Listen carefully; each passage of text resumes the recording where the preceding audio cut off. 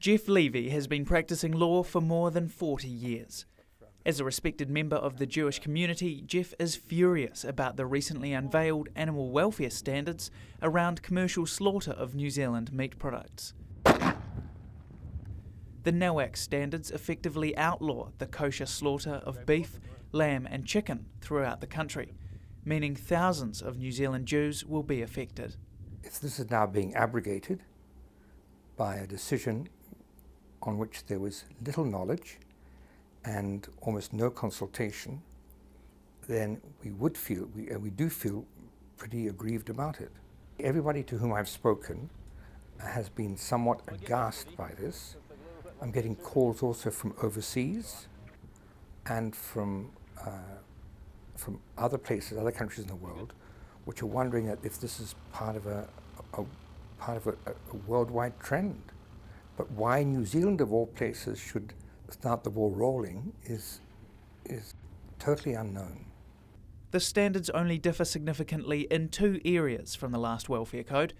All commercially slaughtered animals, including those by home kill, must now be stunned insensible before slaughter, and crustaceans, crayfish included of course, can no longer be boiled while still alive. Animal Welfare Association Chair John Hellstrom says the report recommended kosher slaughter continue to be exempt from the code, as it has been since 2002. In this particular case, I think I can say that NAWAC was almost unanimously in support of the position the Minister took in spite of the advice we'd given him. We were basically operating on the legal opinions that we'd been given and advised the Minister in that context, but he obviously has the right to make whatever decision he does. Agriculture Minister David Carter essentially vetoed the exemption for kosher slaughter. He says the numbers don't add up. The Jewish community simply doesn't have enough involvement in the industry to make it worthwhile. I considered seriously the amount of product that was processed under Shikita kill currently in New Zealand.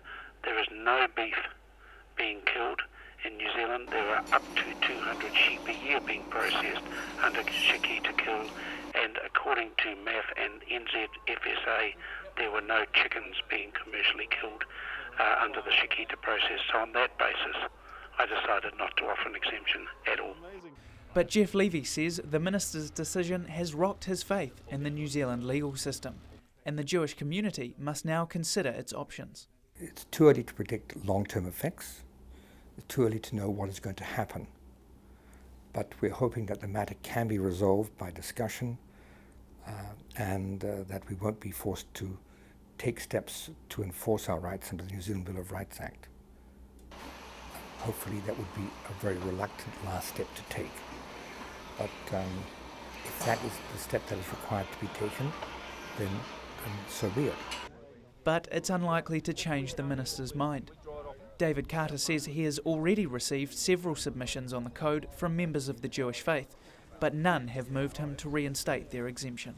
I certainly have been getting feedback from the Jewish community who are upset with my decision. They consider that they have a right to continue under their religious-based beliefs, but that now will not be possible under the New Zealand Commercial Code of Welfare. It's effectively the biggest shake-up of the laws surrounding the New Zealand meat industry in many years. The Jewish community is unhappy, but for now, Carter is refusing to budge. Drew Chappell, Country 99 TV News.